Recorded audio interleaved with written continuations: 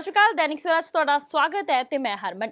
ਮੁੱਖ ਮੰਤਰੀ ਕੈਪਟਨ ਅਮਰਿੰਦਰ ਸਿੰਘ ਵੱਲੋਂ ਅੱਜ ਪ੍ਰੈਸ ਕਾਨਫਰੰਸ ਕੀਤੀ ਗਈ। ਇਸ ਦੌਰਾਨ ਮੁੱਖ ਮੰਤਰੀ ਨੇ ਕਿਹਾ ਹੈ ਕਿ 2017 ਵਿੱਚ ਉਹਨਾਂ ਵੱਲੋਂ ਆਪਣੇ ਘੋਸ਼ਣਾ ਪੱਤਰ ਵਿੱਚ ਸੂਬੇ ਦੀ ਜਨਤਾ ਦੇ ਨਾਲ 547 ਵਾਅਦੇ ਕੀਤੇ ਗਏ ਸਨ, ਜਿਨ੍ਹਾਂ ਵਿੱਚੋਂ 442 ਵਾਅਦੇ ਪੂਰੇ ਕੀਤੇ ਨੇ।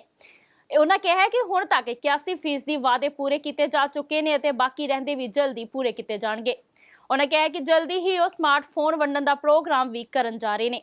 दाना दाना चक्का नहीं असी क्या सी मंडी च कोई असी दाना रह नहीं देना और 2 दिन तो ज़्यादा बंदे मंडी दे विच किसी नूं अपनी ते बहन की लोड़ नहीं आऊगा, वो दूई खरीद हो चुकी और पैसे उन्होंने मिल जाएंगे। तुसीं देख लो साडे किन्नियां बार असी हुण किन्नियां कणकां चक्कियां ने कि रसौणियां साडी हाड़ी आपां ने चक्की है, कदे किसी नूं तकलीफ नहीं आउण दित्ती और साडा तो पहला जी हुकूमत सी तुसीं वो भी देख लो कि उदों हुंदा सी।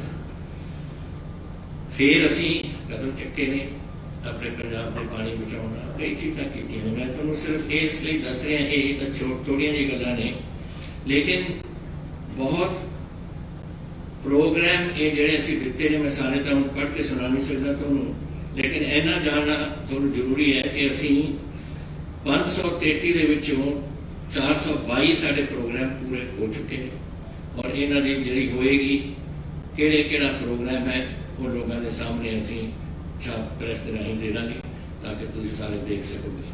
लेकिन ये रिकॉर्ड है किसी हिंदुस्तान के विच साढ़े चो पहला सिर्फ चंद्रबाबू नायडू ने जब वो चीफ मिनिस्टर से आंध्र प्रदेश के उन्होंने 43% अपना मैनीफेस्टो किया है।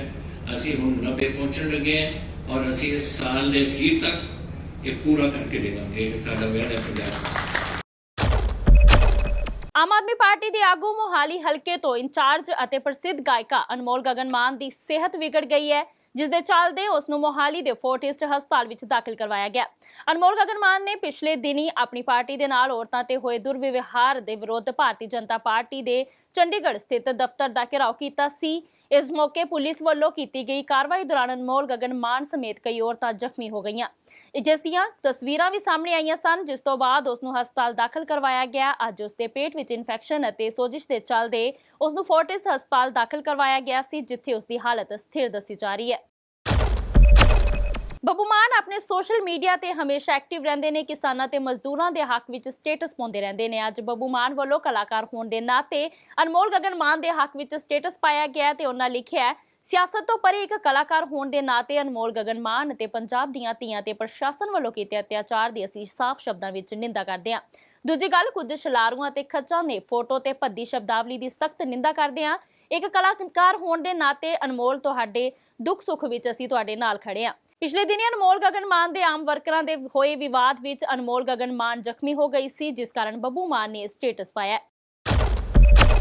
ਸਾਬਕਾ ਡੀਜੀਪੀ ਸੁਮੇਧ ਸੈਣੀ ਦੀ ਗ੍ਰਿਫਤਾਰੀ ਤੋਂ ਬਾਅਦ ਉਹਨਾਂ ਦੀ ਪਹਿਲੀ ਵੀਡੀਓ ਸਾਹਮਣੇ ਆਈ ਹੈ, ਜਿਸ ਵਿੱਚ ਉਹ ਵਿਜੀਲੈਂਸ ਦੀ ਹਿਰਾਸਤ ਵਿੱਚ ਖੜੇ ਦਿਖਾਈ ਦੇ ਰਹੇ ਨੇ ਅਤੇ ਦੇਖਦੇ ਹੀ ਦੇਖਦੇ ਬੇਹੋਸ਼ ਹੋ ਕੇ ਡਿੱਗਦੇ ਨਜ਼ਰ ਆਉਂਦੇ ਨੇ।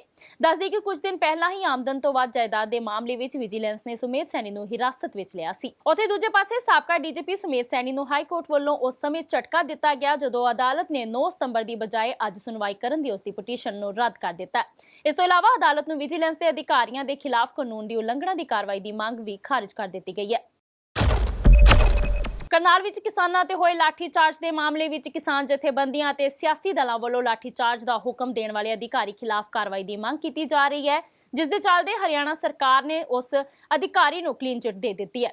ਜਿਸ ਤੋਂ ਬਾਅਦ ਹਰਿਆਣਾ ਪ੍ਰਦੇਸ਼ ਕਾਂਗਰਸ ਦਾ ਇੱਕ ਪ੍ਰਤੀਨਿਧੀ ਮੰਡਲ ਰਾਸ਼ਟਰੀ ਮਾਨਵ ਅਧਿਕਾਰ ਕਮਿਸ਼ਨ ਕੋਲ ਪੁੱਜਾ, ਜਿੱਥੇ ਉਹਨਾਂ ਵੱਲੋਂ ਲਾਠੀਚਾਰਜ ਦੇ ਹੁਕਮ ਦੇਣ ਵਾਲੇ ਅਧਿਕਾਰੀ ਦੇ ਖਿਲਾਫ ਸ਼ਿਕਾਇਤ ਕੀਤੀ ਅਤੇ ਸਖਤ ਕਾਰਵਾਈ ਦੀ ਮੰਗ ਕੀਤੀ। ਇਸ ਮੌਕੇ ਸਾਂਸਦ ਦੀਪਿੰਦਰ ਹੁੱਡਾ ਨੇ ਕਿਹਾ ਕਿ ਜਿਸ ਤਰ੍ਹਾਂ ਇਹ ਸਾਰਾ ਮਾਮਲਾ ਹੋਇਆ ਹੈ, ਉਸ ਦੇ ਲਈ ਦੋਸ਼ੀ ਅਧਿਕਾਰੀਆਂ ਦੇ ਨਾਲ ਮੌਜੂਦਾ ਸਰਕਾਰ ਤੇ ਵੀ ਕਾਰਵਾਈ ਹੋਣੀ ਚਾਹੀਦੀ ਹੈ। ਉਹਨਾਂ ਕਿਹਾ ਕਿ ਜਿੱਥੇ ਮੁੱਖ ਮੰਤਰੀ ਦਾ ਪ੍ਰੋਗਰਾਮ ਸੀ, ਕਿਸਾਨ ਉਸ ਤੋਂ 15 ਕਿਲੋਮੀਟਰ ਦੂਰ शांतिपूर्वक बैठे हुए सन, पर सरकार की मिलीभुगत के नाल ही एक घटना वापरी है। उस अधिकारी को क्लीन चिट दे दी, फिर आप लोग यहाँ पे पहुंचे हैं, क्या न्याय की उम्मीद है? देखिए, इससे ये स्पष्ट होता है कि सरकार शामिल है, सरकार स्वयं शामिल है। अगर मुख्यमंत्री जी का ये बयान है कि ये सख्ती जरूरी थी तो क्या बचा?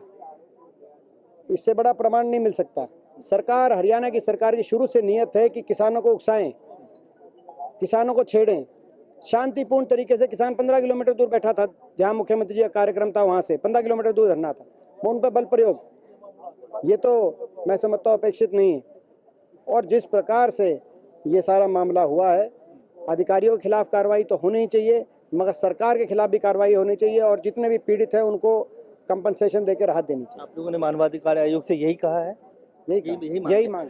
लेकिन मुख्यमंत्री जो है वो ये कह रहे हैं कि कांग्रेस पार्टी किसानों को उकसा रही है, भूपेंद्र सिंह हुड्डा उकसा रहे हैं, पंजाब के मुख्यमंत्री कैप्टन अमरिंदर सिंह किसानों के इस प्रोटेस्ट के कॉन्स्पिरेसी। दुख की बात है कि कभी किसान को आतंकवादी की संज्ञा देते हैं, कभी किसान को उपद्रवी की संज्ञा देते हैं, कभी अलगाववादी की, कभी खालिस्तानी की, कभी कहते हैं कैप्टन अमरिंदर सिंह जी भेज रहे हैं, कभी कहते हैं हुड्डा साहब भेज रहे हैं। किसान को इंसान भी नहीं, किसान को किसान ही नहीं, किसान को अब इंसान भी नहीं मान रहे। 500 लगभग किसानों के शव यहाँ से गए, मगर एक सहानुभूति के 2 शब्द भी नहीं। तो ये कब तक चलेगा? मैं बताना चाहता हूँ सरकार को, सही आत्मा से पूरे देश का किसान इससे जुड़ा हुआ है।